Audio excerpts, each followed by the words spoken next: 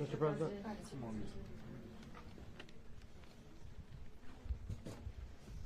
Okay, thank you very much. This is big stuff. We appreciate you being here. Late last night and early today, at my direction, the United States Armed Forces conducted an extraordinary military operation in the capital of Venezuela. Overwhelming American military power, air, land, and sea, was used to launch a spectacular assault. And it was an assault like people have not seen since World War II. It was a force against a heavily fortified military fortress in the heart of Caracas to bring outlaw dictator Nicolas Maduro to justice. This was one of the most stunning, effective, and powerful displays of American military might and competence in American history. And if you think about it, we've done some other good ones, like the attack on Soleimani, the attack on al-Baghdadi, and the obliteration and decimation of the Iran nuclear sites just recently in an operation known as Midnight Hammer, all perfectly executed and done. No nation in the world could achieve what America achieved yesterday, or frankly in just a short period of time. All Venezuelan military capacities were rendered powerless as the men and women of our military, working with U.S. law enforcement, successfully captured Maduro in the dead of night. It was dark. The lights of Caracas were largely turned off due to a certain expertise that we have. It was dark and it was deadly. But captured along with his wife, Celia Flores, both of whom now face American justice. Maduro and Flores have been indicted in the Southern District of New York, it's Jay Clayton, for their campaign of deadly narco-terrorism against the United States and its citizens. I want to thank the men and women of our military who achieved such an extraordinary success overnight with breathtaking speed, power, precision, and competence. You rarely see anything like it. You've seen some raids in this country that didn't go so well. They were an embarrassment. If you look back to Afghanistan, or if you look back to the Jimmy Carter days, they were different days. We're a respected country again, maybe like never before. These highly trained warriors, operating in collaboration with U.S. law enforcement, caught them in a very ready position. They were waiting for us. They knew we had many ships out in the sea, just sort of waiting. They knew we were coming. So they were in a ready, what's called a ready position.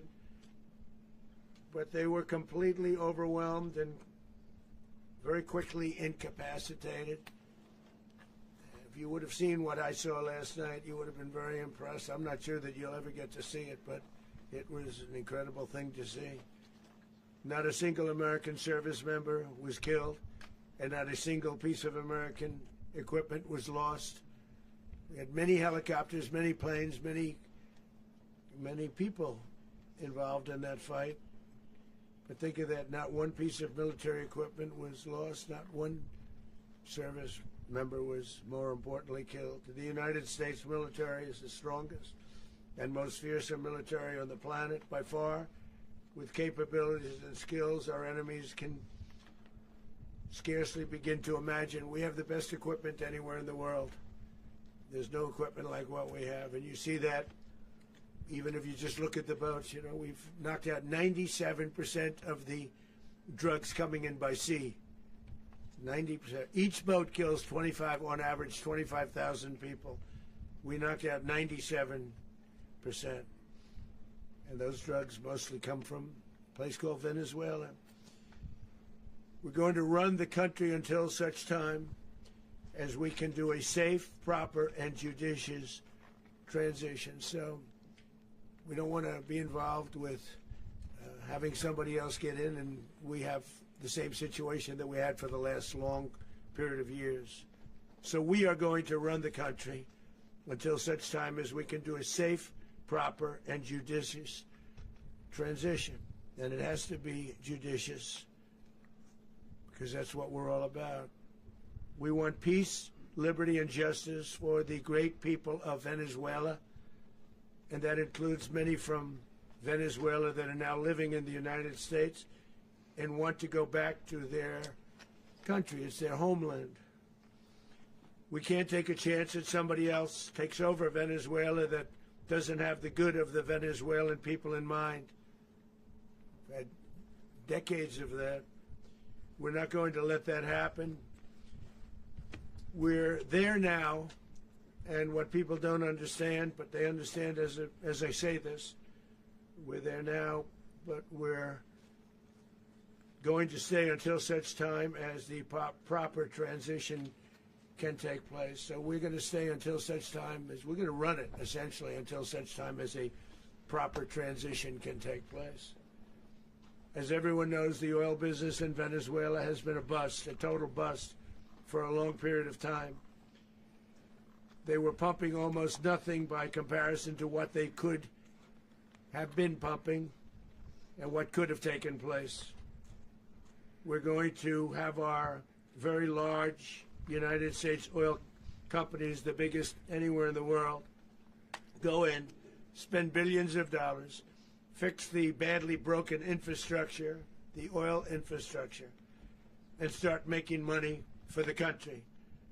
And we are ready to stage a second and much larger attack if we need to do so. So we were prepared to do a second wave if we needed to do so. We actually assumed that a second wave would be necessary, but now it's probably not.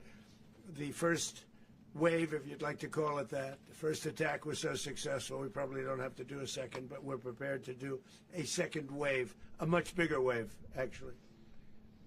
This was pinpoint, but we have a much bigger wave that probably won't have to do. This partnership of Venezuela with the United States of America, a country that everybody wants to be involved with because of what we were able to do and accomplish, will make the people of Venezuela rich, independent, and safe.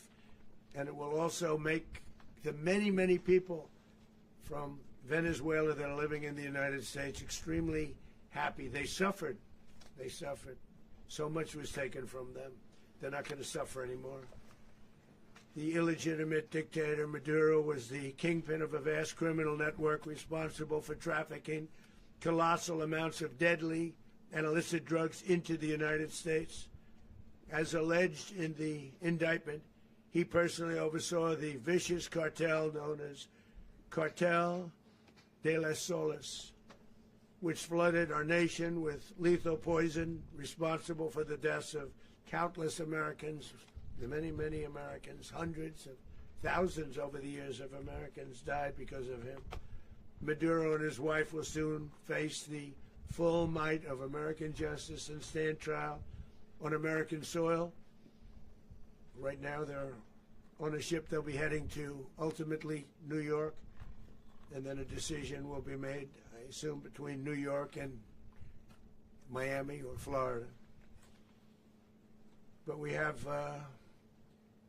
people where the overwhelming evidence of their crimes will be presented in a court of law.